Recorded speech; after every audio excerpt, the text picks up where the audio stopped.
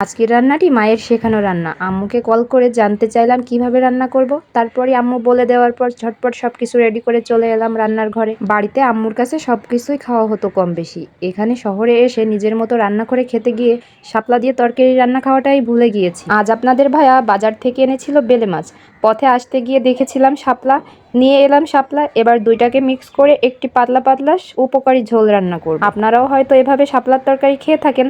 তবে শাপলার পুষ্টিগুণ কি কেউ জানেন? আমাদের জাতীয় ফুল শাপলাতে যে এত উপকার জানলে আপনারা সত্যি অবাক হবেন। শাপলাতে প্রচুর পরিমাণ ক্যালসিয়াম রয়েছে এবং খাদ্য আঁশ রয়েছে, যে খাদ্য আঁশ মানবদেহের জন্য খুবই উপকারী। যারা কোষ্ঠকাঠিন্যতে ভুগছেন তারা নিয়মিত শাপলাটা খেয়ে দেখেন, নিশ্চয়ই রোগ থেকে আল্লাহ মুক্তি দান করবেন। আমাশয় এবং চর্মরোগ প্রতিরোধে এই খাবারটি অনেক উপকারী। ক্যান্সার রোগ প্রতিরোধেও এই খাবারটা অনেক উপকারী, শরীরকে শীতল রাখে এবং পানির ঘাটতি পূরণ করে এই শাপলা শুধু তরকারি নয়, ভাজিও করে খাওয়া যায়। তবে ইলিশ মাছের সঙ্গে খেলে শাপলার স্বাদটা আরও দ্বিগুণ হয়ে যায়।